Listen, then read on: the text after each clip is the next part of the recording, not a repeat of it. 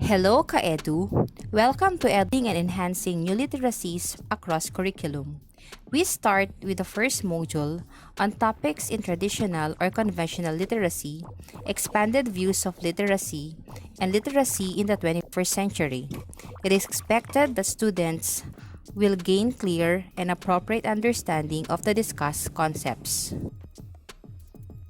What is literacy? Literacy is derived from the Latin word literatus, which means marked with letters or identified with letters. There are three subcategories according to Miller 1993 of traditional or conventional literacy. These are basic literacy, the ability to recognize letters and words; comprehension literacy, the ability to understand the meaning of what is being read; and functional or practical literacy, the ability to read and comprehend written materials needed to perform in the daily tasks. For example, the three R's, reading, writing, and arithmetic, are basic literacies for communication, comprehension, and application of written and read materials. Two things are noticed for reading and therefore literacy based on this view of literacy. One, a text, which includes symbols and grammar to be read. And number two, a meaning or message being communicated by the text. Functional illiteracy is the state of being able to read but not well enough to manage daily living and employment tasks that require reading skills beyond a basic level. What are the expanded views of literacy?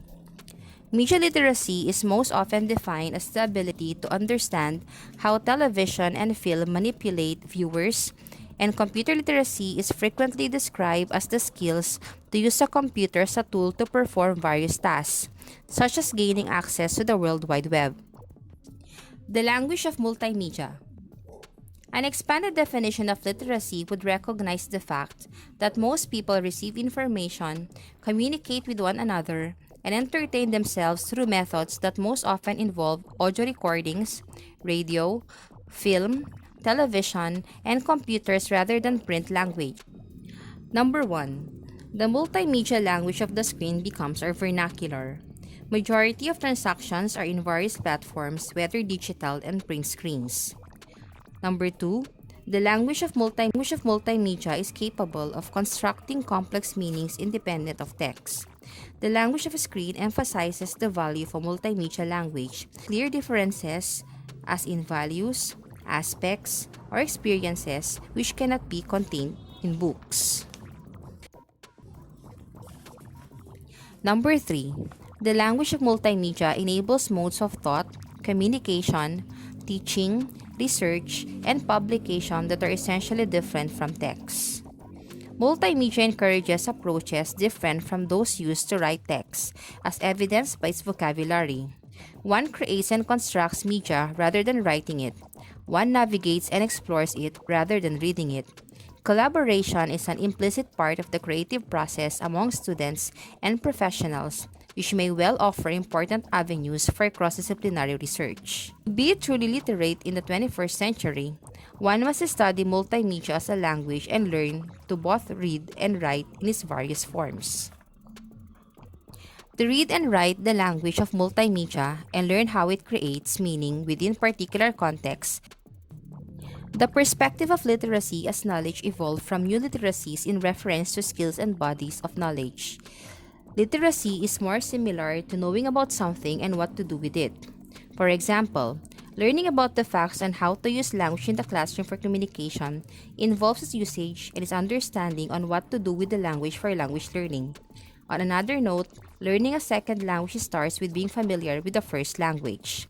In mathematics, numbers can be best expressed in formulaic expression and problem solving involving decision making, and of course, initially starts with basic arithmetic. The advent of technology brought about by the changing times ushered the presence of new discoveries and new literacies. New literacies are categorized into three major spheres. Increased reach, communicating with different people from diverse. Increased means of communication, communicating in more ways and faster than before. Increased breadth of content, communicating about more things than literacy discusses how communication has increased with almost anyone, anywhere, in real time, as it requires new skills and attitudes. In interacting with people with cultures, perspectives, worldviews, and priorities different from our own. For instance, the expansion of multicultural projects in all fields of expertise from a small scale to a larger audience. Social and financial literacies explores the needs for the ability to navigate one's own social networks of both and online and offline varieties, to not communicate clearly. For instance, episodic orientation on how Filipinos finances for a more long-term investment. Media and cyber or digital literacies. It explores the emerging need to locate, verify, and ultimately manage online information. Eco-literacy and artistic and creative literacy. It explores the emerging demands for knowing how to effectively and sustainably manage the natural resources. This includes preservation of natural resources, national identity, and culture. Critical literacy. Critical literacy addresses the increasing need to discern the underlying messages behind the new text of the 21st century, particularly in multicultural society where ideas, cultures, and ideologies vie with one another for power and dominance in the mind of the masses. Examples are hashtags and tweets concerning social issues while decoding various situations and views. Digital literacy. It is one way a student can be trained in the new literacy where students take part in a traditional process of storytelling but with digital enhancement. It can be broken down into following steps. 1. Come up with an idea and write a proposal. 2. Research, explore, and learn. 3. Write a script. 4. Storyboard or plan. 5. Gather by creating images, audio, and videos. 6. Put it all together. 7. Share. And lastly, for number 8, feedback and reflect.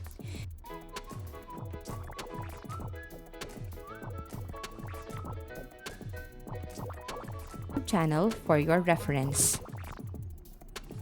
What are the categories of 21st century skills? Number 1. Learning skills teaches students about the mental process required to adapt and improve upon modern work environment. Number 2. Literacy skills focuses on how students can discern facts, publishing outlets, and technology behind them. Number 3. Life skills takes a look of intangible elements of a student's everyday life. This intangible focuses on both professional and personal qualities. The 12 21st century skills. Number 1. Critical thinking. 2. Creativity. 3. Collaboration. 4. Communication. 5. Information literacy. Media. 7. Technology literacy. 8. Flexibility. 9. Leadership. Digital literacy. It is the ability to use information and communication technologies to find, evaluate, create, and communicate information requiring both cognitive and technical skills. The World Wide Web or Internet enables endless educational possibilities with constantly evolving information streams. Strong literacy skills are a key tool used when children discern and interpret information, enabling them to utilize the Internet to its full potential and produce digital footprint reflective of their true self. Culturally relevant literacy is vital to ensuring that students receive the quality education that they deserve. A culturally relevant teaching have the following characteristics. A. Hold high academic expectations. B. Demonstrate cultural competence and the understanding that their own worldviews and understanding may or may not align with those of their students. And C. Socio-politically aware, that is, they have a willingness to acknowledge and critique inequity. Ka-Edu, what new literacies do you possess? Questions? Please check our Google Classroom for the learning tasks. See you!